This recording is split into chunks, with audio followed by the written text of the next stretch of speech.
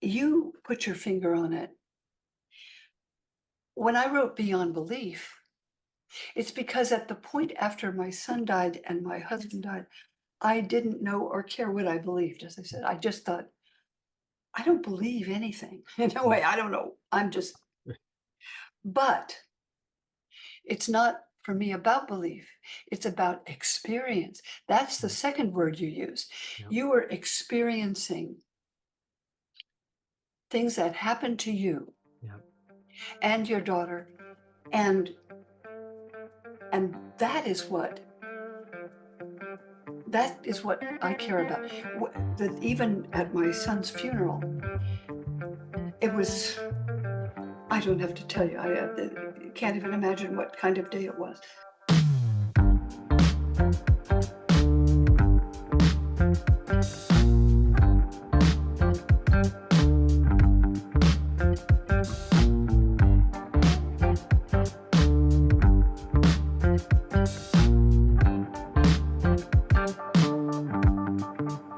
Right, hey everybody, welcome back to the podcast. Today we have on the show one of my favorite people on earth, the one and the only Elaine Pagels. So Elaine, welcome back. I think this is your third or fourth visit, but it's always a pleasure. Thank you. I'm happy to see you, Glenn. Thank you. So usually when people have you on the podcast or their podcast, it's because they want to talk to you about any number of things that are right up your alley: the Nag Hammadi scriptures, the Gnostic Gospels, the Gospel of Thomas, any number of books that you have written about the Bible and those ancient texts. But you've also written a book. I think it was your last book that you wrote, Why Religion, which is your memoir. And you share in the story in the book, you do so in a way where at the same time you tell your story, but you also address these questions like, why is religion still here in our modern times? Like, what makes it stick, along with these really big topics like unimaginable loss and grief and moving away from evangelicalism. The book is packed with so many things. So to kind of set up our conversation, I wanted to have you on the show today to ask you if you could share a little bit about this book and a little bit about specifically the loss and the heartache that's captured in the book. Because as you know, our listeners know, my father passed away in March. And so these topics of loss and grief and faith and how it all mixes together has really been on my mind over these last 11 months or so. And there's even days like, a year later, I'm sure you can speak to this, where the grief feels so heavy and it feels so consuming that like I don't want to get out of bed. I don't know if I want to believe in God anymore. Like I just want everybody and everything. I want everything to go quiet for a little while so I could just get off the hamster wheel and just rest. And so all that being said, I'm going to hand the microphone over to you. Obviously don't want you to share your whole story. People can go and get the book. They can read all about it. Yeah. But can you begin by taking us into the loss, the heartache described in these pages that you've encountered in your life, and maybe some of the things that you learned from those times and how it all intersects with your work? Because what I love about the book is that you talk about how the grief impacted your work, but at the same time, how the work that you do in the world impacted your grief. So wherever you want to go, Elaine, I will follow. Well, that's a lot to talk about. A lot. Glenn, that's a book I never thought I would write. Mm. I only wrote it out of necessity Did it help you because process? I was trying to deal with things that I could not deal with. Hmm. When people write about grief right after it happens, and I mean within years, Hmm. I don't get it, because in my case, it was a matter of, um, the death of our 6-year-old son, Hmm. beautiful child of a very, very rare disease. My husband and I were told that this marvelous child was not going to live long. Hmm. And when he was 2, we heard this. So we lived with that knowledge. Um, but dealing with the loss of a child is unimaginable. Hmm. Um, but dealing with any loss can be. And at that time, as I wrote, I mean, I didn't believe in anything. Hmm. I just thought, I don't I don't care what I believe. I don't need I when people talked about theology and religion, And I wrote this as it was like hearing sounds from the top of the ocean if you're way down in the bottom of the Mm, sea. mm, And there's sounds there, but yeah.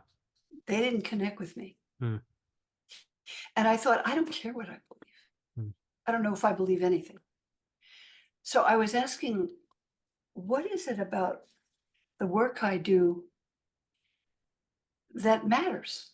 mm, And I found certain elements of some of the gospels, and these are the gospels of the New Testament, about relationships, about how we treat relationships, about what Jesus says about how that works.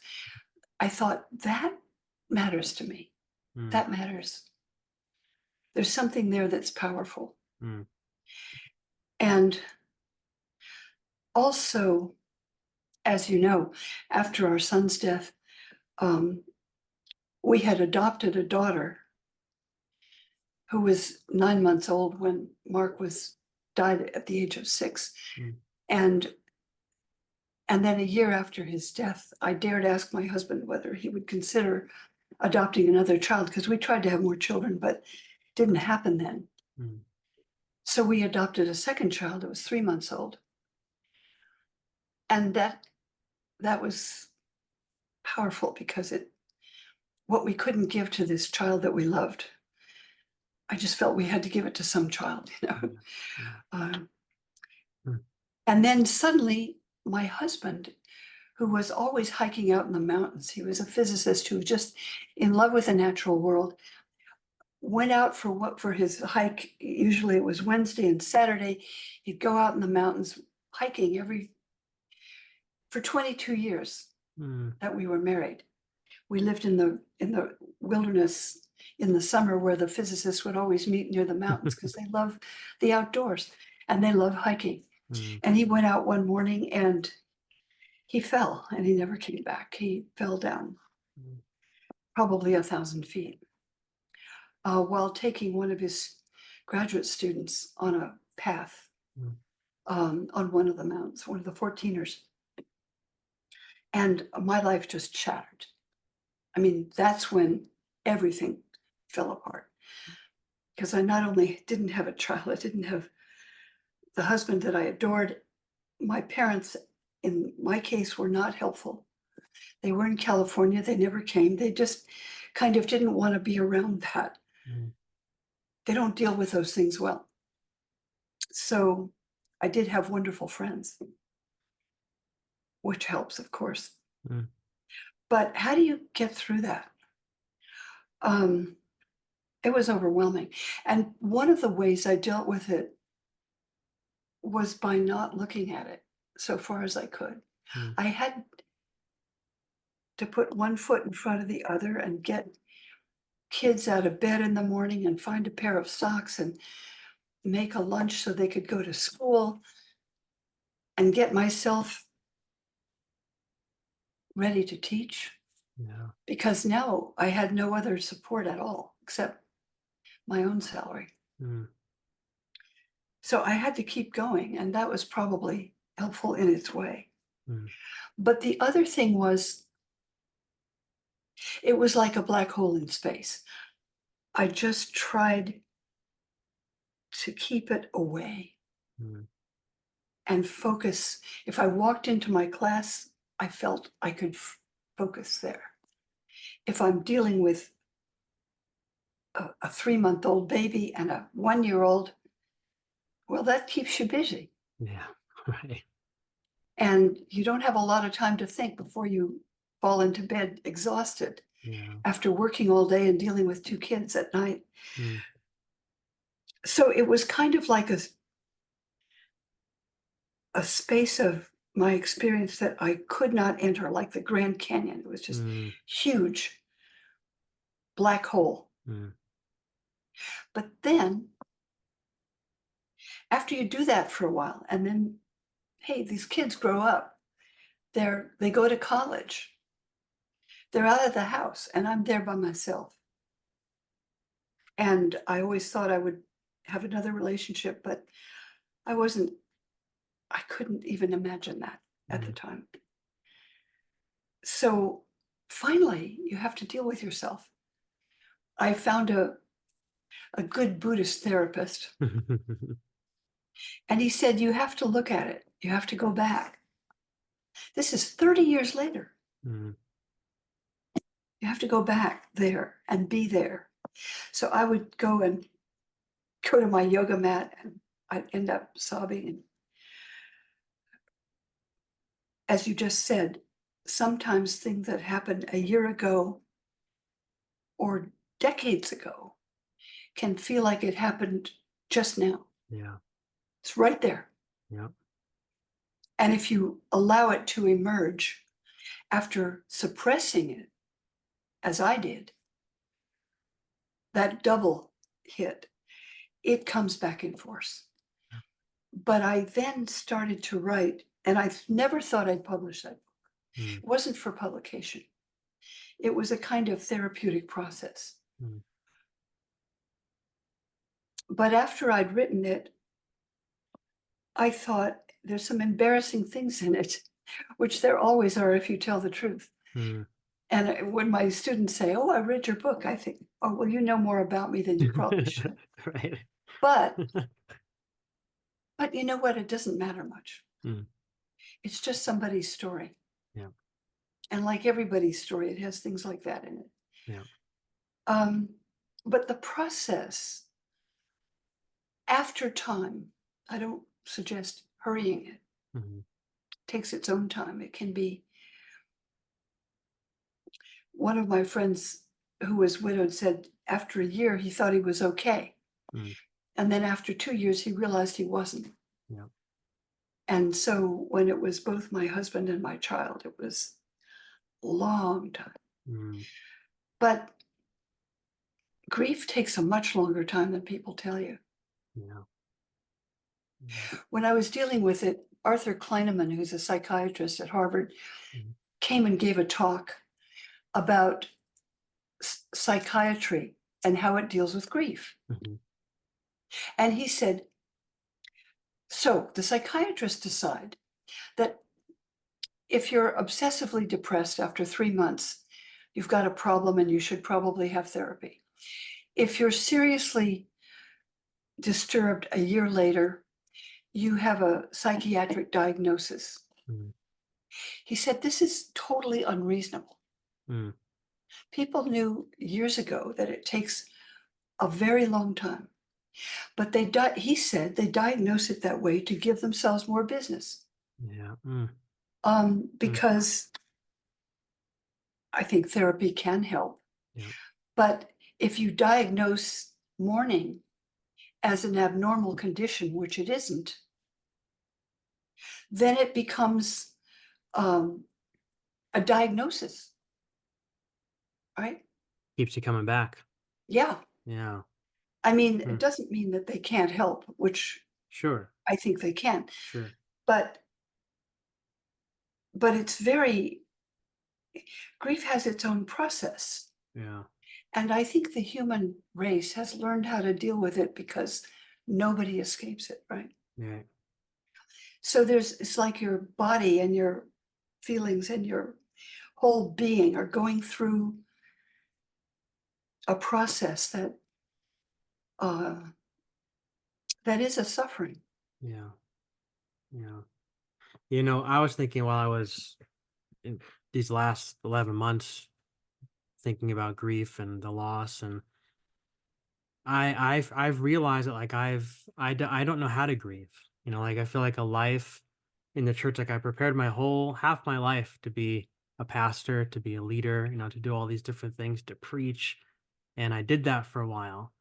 And I began to realize that like that life really taught me to suppress my grief so that I could keep going, right? Keep preaching, keep showing up, keep encouraging, keep the smile on my face, be joyful always. And God will one day wipe away all the tears. And like that was like my mantra. And so many times, like I can remember having like some kind of loss. It wasn't necessarily something like huge, but still something that needed to be grieved. But I pushed the sadness away because like in my mind, it was like, well, as the pastor, you can have an off week, an off couple of weeks, but if that off week is an off month, turns into an off quarter of the year, people start to talk like, "What's wrong with the pastor? Like, he can't get his act together," kind of thing. Maybe this isn't the guy for the job. He's got to be more focused. You got to get the people in the seats. You got to entertain people, keep them coming back. And so I just taught myself to push those feelings away. And then even after the church world, I worked at Apple, an Apple store for 11 years.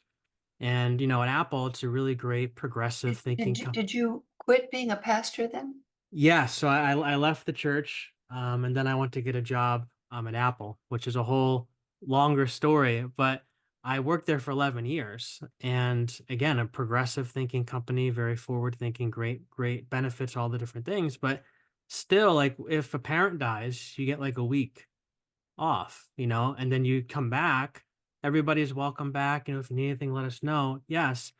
But when you hit the sales floor, you've got to have a smile on your face because your smile sells the computer. You got to interact with the people and you can't be, you have to have that joyful presence out on the floor. So again, in my own losses that I had experienced over my 11 years there, again, I learned to push it away and to put the smile on. And when you get to the end of a 9-hour shift and dealing with literally hundreds of people a day, you're exhausted by the end of the day. So like you said before, you go home, you crash, you go to bed, you get up the next day, you do it again. And so I began to realize after my dad passed away, like, I don't know what to do with all these feelings that I have. But now I'm in this place in my life where I don't have to be on all the time. And I feel like I need to allow myself to feel whatever it is that I'm going to feel. And what I began to realize is, like you said, is that there is no timeline for grief. You can't snap your fingers and say, okay, 6 months from now, it's going to be good to go. But it comes in waves and it comes when you least expect it. There's days where I think, wow, I'm doing really well. Yeah, But then the yeah. next day, it's like I feel like it just happened again. And I just want to sit down in a puddle of tears. I'm learning I need to listen to my body, Yeah. listen to my soul, listen to my mind. Like I've never listened to all these things before. And I'm in this place now where they're all speaking and I'm trying so hard to listen. Glenn, the tradition teaches you not to listen. Yeah. Especially it's worse being a pastor, right? Because you have a role. Yep. And if you have faith in God, why are you so sad? Right. Right? I Exactly. mean, you have to fake it. Um, and especially, you know, and anybody who's been in that situation, and that's most of us, knows what things people can say. Yeah. When the policeman came up to the cabin in Colorado after my husband had gone out hiking that day, and he came to tell me that my husband was dead. This very active, brilliant, marvelous, funny man was dead. He said, "Well, God never gives us more than we can handle." Mm, I was so angry. I could not speak. I was standing on a deck with my hands on the handle of the door, and I ripped the door off its hinges. With a strength I don't have. mm, I was so angry. Like, how do you think? How do you know what I can handle? Our child died less than a year ago, and you're telling me God doesn't give. And I have two adopted babies, and our income is down to 30% of what it was when we were doing it together. And I have two adopted babies who need me every minute. Who are you to tell me what I can handle? mm, One of my cousins is a Methodist minister, and his wife had cancer, and she died, and he was heartbroken. mm, And he said people would say, well, she's gone to be with Jesus. And he said he felt like saying, well, I hope my cat doesn't go to be with Jesus. I mm, mean, it just makes you so angry when people try to say nice, consoling things that are just phrases, Yep. Yep. and their denial Mhm. of they're telling you to deny and please pretend for us that you don't feel that way because you're making us uncomfortable. That's right. Yeah, that's one of the things I really found too is when I never realized before how uncomfortable people are with grief until I was the one carrying it and I was bringing it to people. Like I had a lot of people, don't get me wrong, who were very comforting, who were there for me, but there's a lot of people who I really considered close friends who I realized like they gave their, sorry for your loss, but then it's like I didn't hear from them for months because it was like I don't think people really knew our society and like it's even our church, just like we don't prepare people very well for how to deal with their own grief, much less how to help somebody else who's in a grieving situation as well. Because I felt that pressure a lot of times from people like, all right, well, it's been 3 months now. Like, you got to kind of get it together. And I'm like, well, it's 3 months, but like my whole life is different. Like, I don't know, I don't know what to do with this. And like, I just feel like you said, like, there's this, you're making me feel uncomfortable. So please let's go back to normal or just pretend to go back to normal at least. Well, and they say, "Well, I just don't know what to say to him," right? Hmm. As if saying something to you makes a difference. I mean, there can be things people say, Sure, sure. but I think when somebody is in grief, there's a Jewish saying, "Never speak to your friend in the hour of his grief or the hour of his anger." Mm, You should be silent. mm, You can come, you can hug the person, you mhm, can bring some food, you can mm, sit Shiva the way the Jewish custom, right? mhm. Just sit there. People talk, but you don't have to say anything as if anything you say would make a big difference, Yeah. because mostly it doesn't. That's one thing. But the other thing is, Glenn, and I think it's so important what you're saying.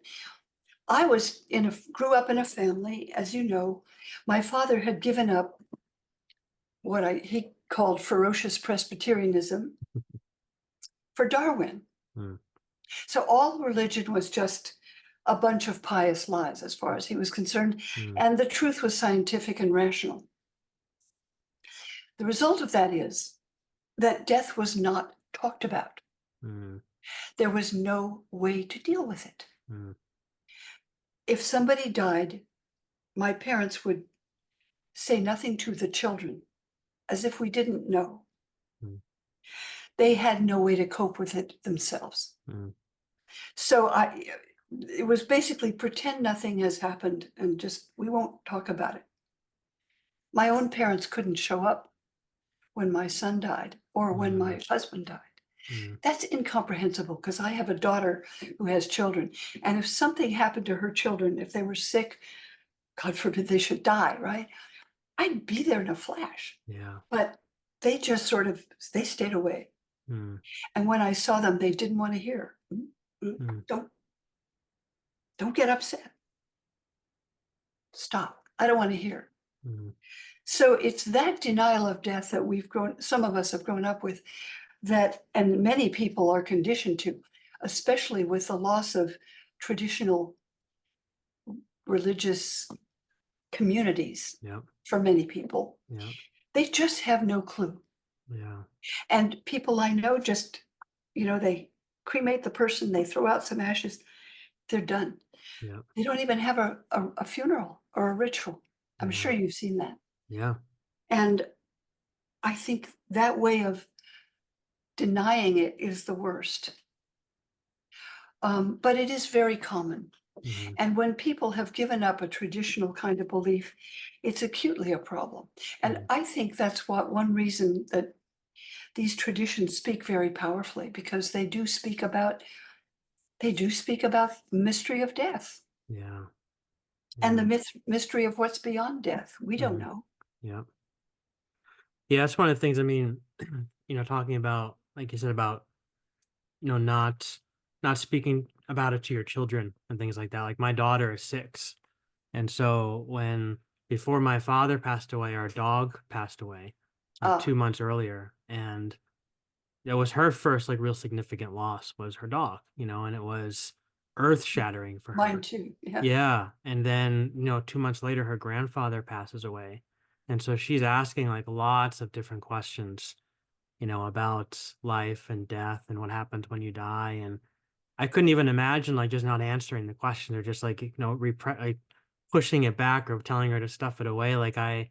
We've tried to create this environment where, maybe different than maybe the way that we would have grown up, especially in the church where she can ask the questions and we have the discussions and we don't feel like we need to have all the answers because like you said, it's very mysterious. And just to say, I don't know, like what do you think happened? And then I was able to talk to her about the Gospel of Thomas, about that one line in Thomas where Jesus says that the kingdom of heaven is both within you and without you. And I said, I don't really know what that means, Jordan. Her name is Jordan. I said, but I like to think that that means that that heaven, whatever heaven is, I think that's where we go when we die. I said, I think it's all around us and it's within us. I said, so for me, I said, when I think of those words of Jesus, I like to think that grandpa is living all around us, but grandpa's also within us. He's in our memories, he's in our hearts, he's speaking to us. And I said, I think that there's a sense of closeness there.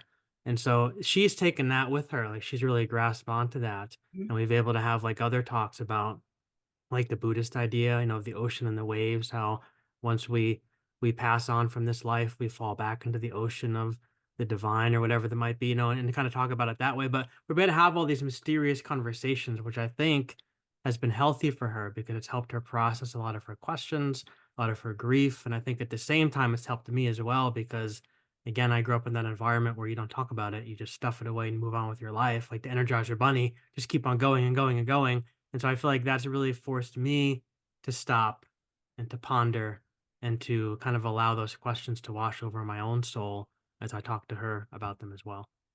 Well, in my own experience, I mean, I assumed I was a rationalist too for quite a long time. You know, I mean, that's when I went back to graduate school. But what do we know about Christianity? And then I got into mysteries again because the secret gospels. Uh, there's a great deal of power in those stories, um, and also in my experiences with with people who die. They got more complicated, and they Mhm, are more complicated now than they were, and mm, much more interesting. After my son died, um, uh, a woman came to see me. She was the wife of the president of Rockefeller University, where my husband had been teaching physics mm, for his whole career for 20 years. mm, Her husband was a very famous biologist who had a Nobel Prize in biology, mm, Joshua Lederberg. And Marguerite Lederberg was a psychiatrist.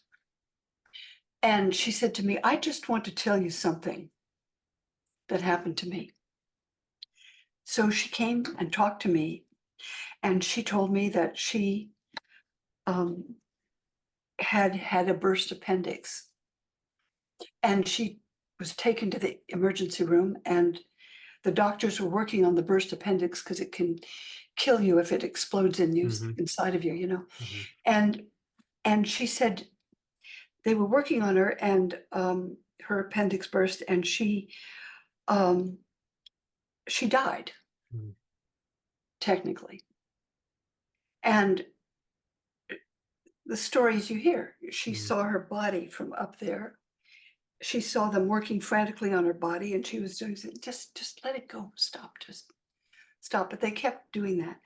And then she said there was a time when she remembers nothing, but because she's telling me the story, she came back to life, and she said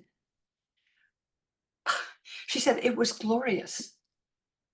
Where I was, it was a glorious state. I the world here seemed gray to me. I didn't mm, want to come back, mm, but I did. She said they took me back in the body, shocked her body what some way, and she said, "I just want to tell you something else happens." She said, and after that, Marguerite, she's mm, Jewish. mhm, She was raised to be Jewish and secular, a mm, scientist, right? A psychiatrist, yeah, complete rationalist. After that, she went to Sloan Kettering Cancer Center, which is across the street from Rockefeller University. And Um, and she became a psychiatrist for patients with terminal diagnoses Mm.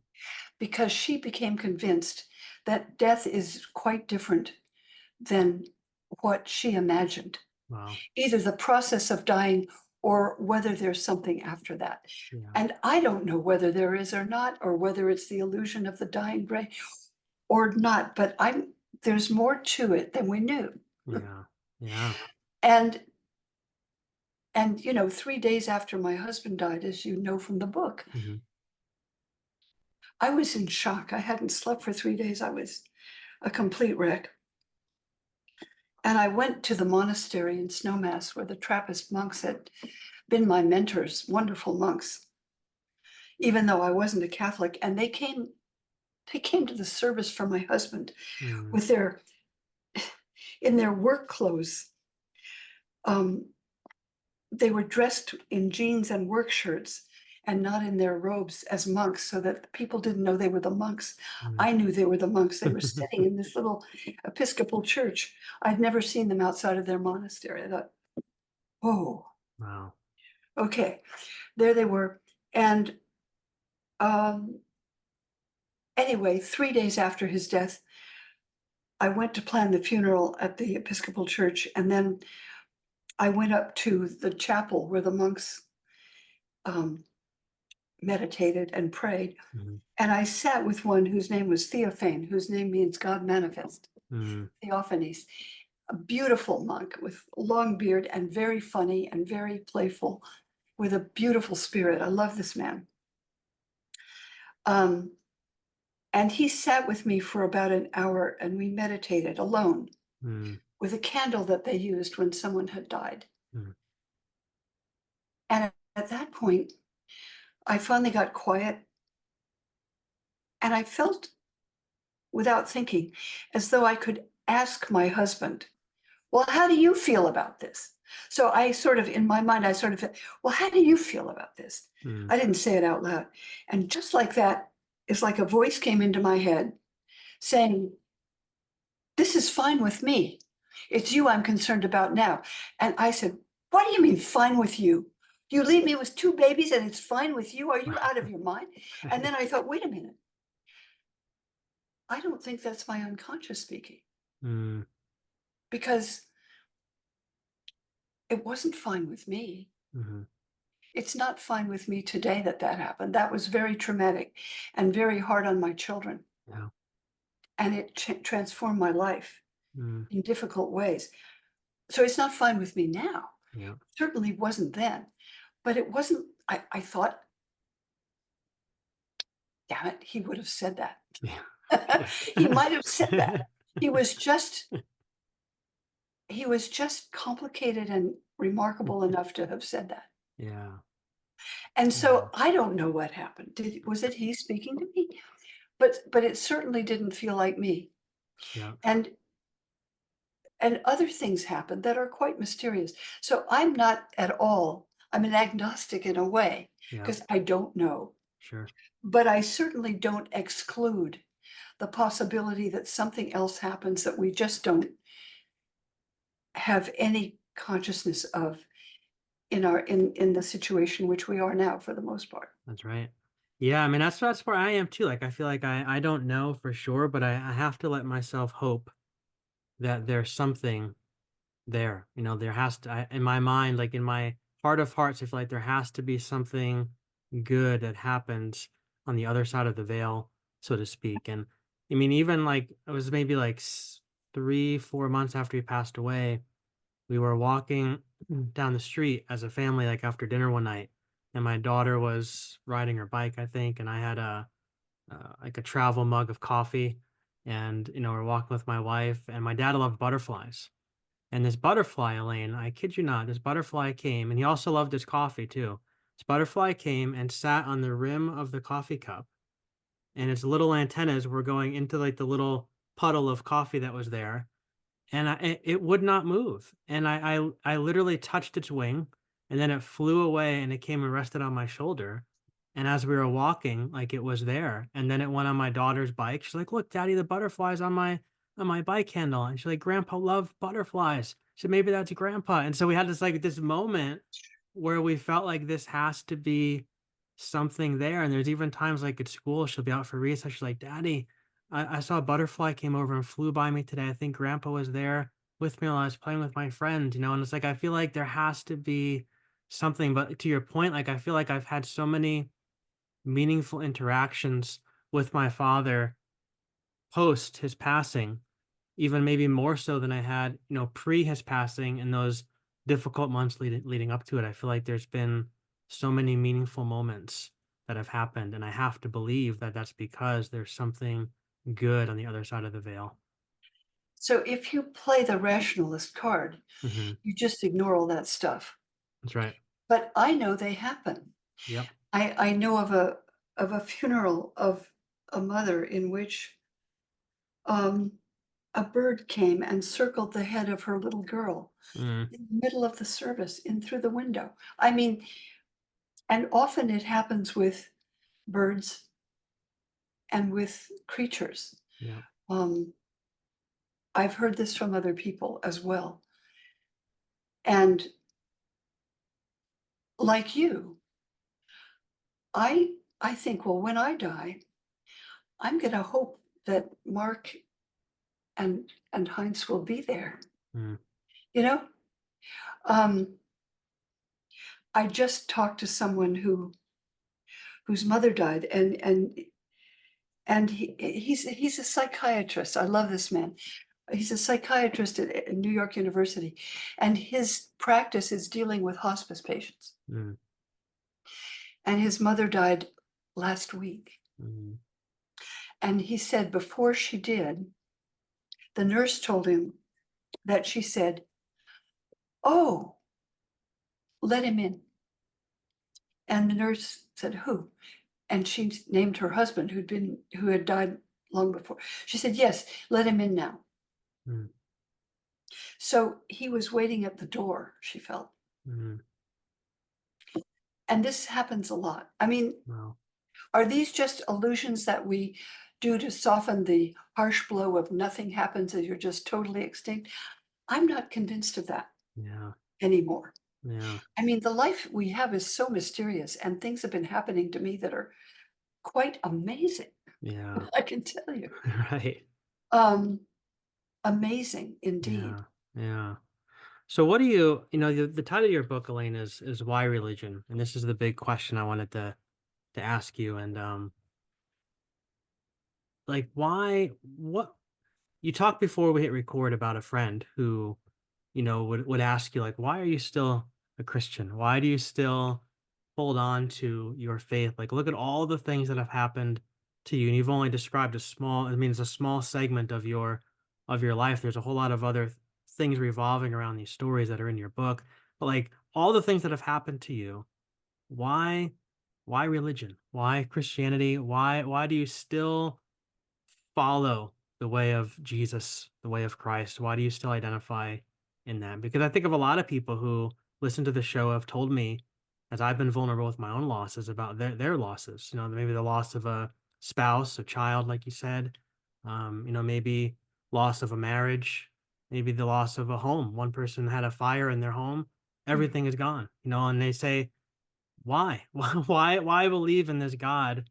Why hold on to my faith? Like, what is the point of it all? So if somebody like that was on the microphone today, what would be your response to that? Well, there are people who the person who said that to me had decided that his faith was just some kind of a prop. Mhm. Um, and I thought, so what do you imagine? Are you imagining that God sort of points a finger and says, "I'm gonna punish this person and have this person die?" I mean, what does that have to do with it? Yeah. The reason I explore and went back to the study of religion is that this is the region of experience from which a great deal of poetry Mhm. and music and ritual and meditation have become traditions for thousands of years. Whether you're a Buddhist, it wouldn't have to be a Christian tradition for me, although much as I like certain elements of Buddhism, other parts of it are to me very foreign. Mhm. The Christian story to me is like home. I Mm, grew up in it, and there are elements of it that I love, and there are elements that I don't believe, but that's okay mm, because what it does, I've been reading the gospel stories for the book I'm writing now, and they have a typical pattern, Glenn, a pattern you'll recognize. They start in the world you are in mhm, and I'm in, with sickness, with death, with suffering, with paralysis, with mental illness, with loss. And the story will move into hope. mm, The blind man sees, the lame starts to walk, the dead get up. yeah, And the worst things happen. Nothing worse happens than what happens to Jesus in Mark. mhm, And he's abandoned by everyone he knows. He's arrested on false charges. He's tortured and he's abandoned and killed by his enemies in a horrible way. mm, And then he's buried and the tomb is empty. I mean, it's an awful story. And the ending, as you know, is that the women run away from the grave in terror because they don't know what happened. mhm, It, it's a terrible story, but it can only be good news if Mark has a sense that there's something beyond what they can see. yep, And that's what I felt, that something mysterious goes on, mm, that somehow my husband and my relationship with him is not over completely. yep, I but I would say, but I want him here. I want him right here right, physically, right? mhm, I didn't get that. But it's still there's something that mysterious that happens yep, in the way we relate to people who are here and people who have died. right, Because I don't know where they are, but I kind of know that they're not simply gone. yep, And the religious traditions are the traditions that speak about those qualities of experience that you're talking about, which lend us hope. mhm, And you can't live without that. yeah, One of the yeah, secret mm, gospels that I love best, it's not a gospel, it's the revelation of Zostrianos, attributed to a young Jewish man who says he's so disturbed and depressed, confused with everything. His life means nothing. He decides to kill himself. Do you know the text?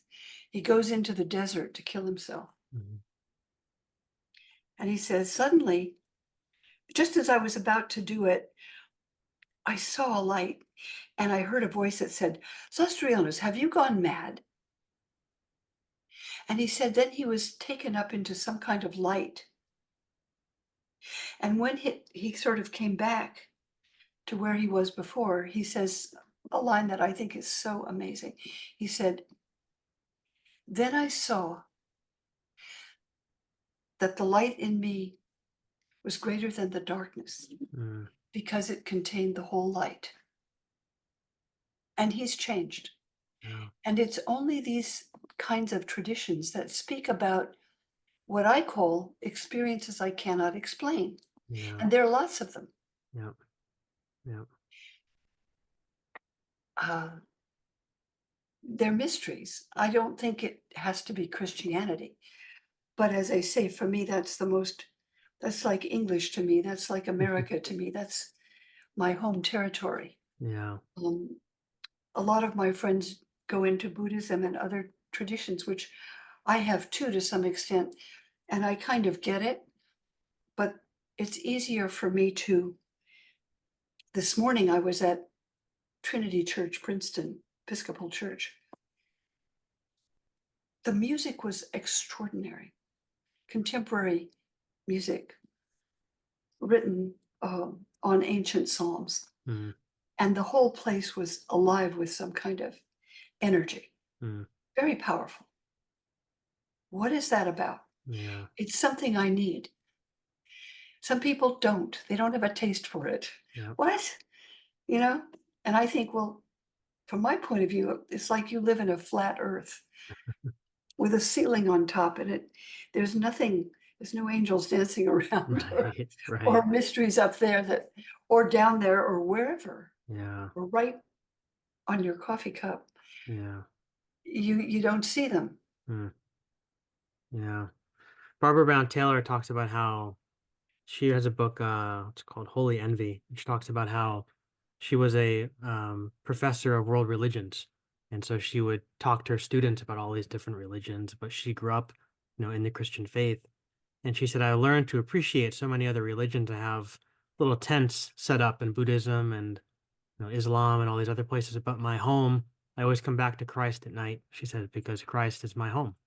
Christianity is my home. So I come back to that. And I feel like that's kind of where I've been at, like on this journey, is that like when people ask me that question, I think that like, why are you still a Christian? Why do you, in the losses that you've had in your life, things you've experienced, like why do you still believe? And I feel like it's easier for me nowadays in the way that I view the Bible as opposed to the way that I used to view the Bible. Like I used to view the Bible as this inerrant, perfect word of God, and I feel like that doesn't hold up anymore in this place where I'm at now, right? So nowadays, like I see the Bible as this collection of these stories that people wrote trying to figure out like how do you walk through this very real life where you experience loss and you experience death and you experience grief and you experience unimaginable things happening. How do you walk through that with a very invisible God? Like what does that even look like? And I feel like all these gospel writers and the secret gospels, like they're all trying to sort out these ideas and these feelings. And I haven't told anybody this, but I'm gonna tell you, and I'll make it public now.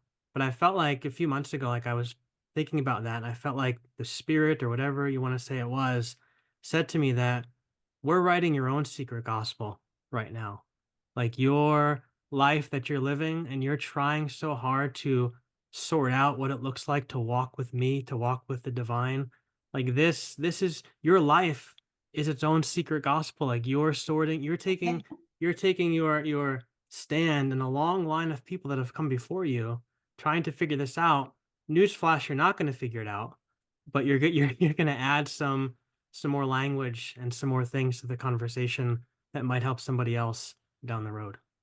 Well, Glenn, I was reading this morning about Matthew, Mark, Luke, and John. I don't think they were recognized as sacred writings Mm, until the second century when Irenaeus insisted that they were. They were clues to the gospel, which was the yeah, message of hope. yeah, And you put your finger on it. When I wrote Beyond Belief, it's because at the point after my son died and my husband died, I didn't know or care what I believed. As I said, I just thought, I don't believe anything. In a mm, way, I don't know. But it's not for me about belief.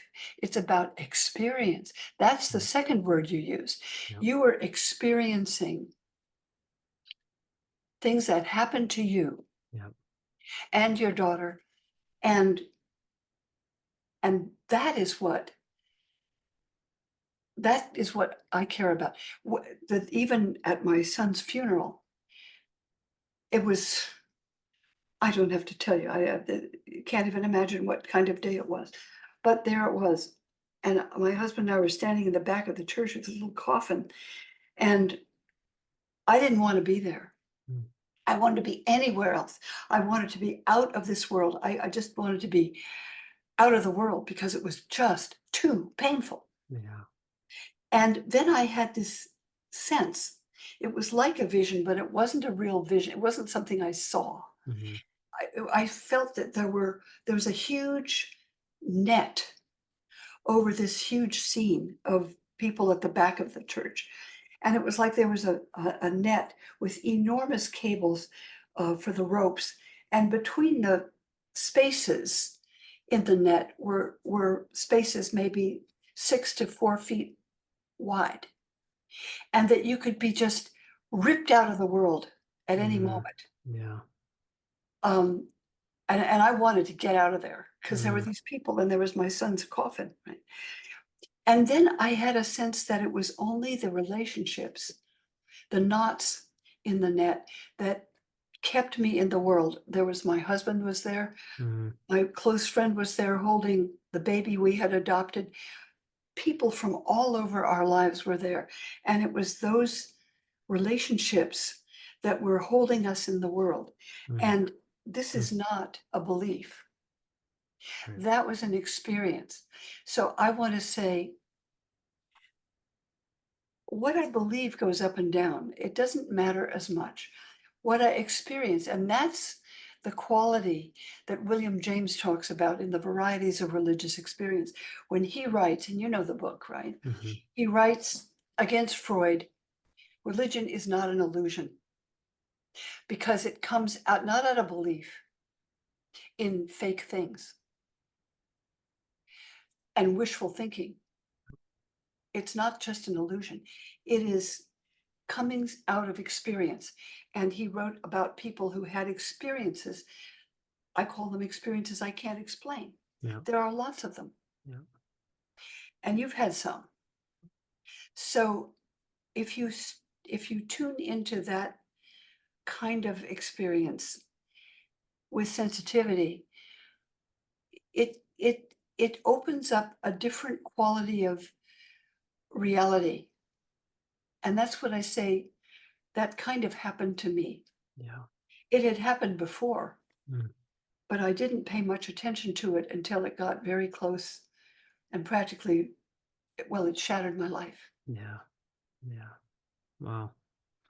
Well, Elaine, we are just about out of time, but this has been wonderful. I appreciate you coming on to talk to us about your story, and I appreciate your friendship. You were one of the first people I reached out to when everything happened with my father, and I knew that you would have a friendly word and that you would understand kind of where I was coming from, and I appreciate you taking the time to talk with me today and to share your story, and again for your work.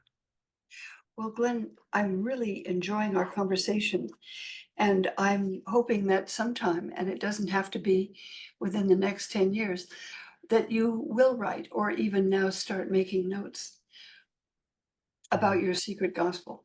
Yeah. Because, as you say, the accumulation of those contributions really offer paths to other people as well. That's right. That's right. Our Thank you. experiences can inform and speak to the experiences of others, right? Yes.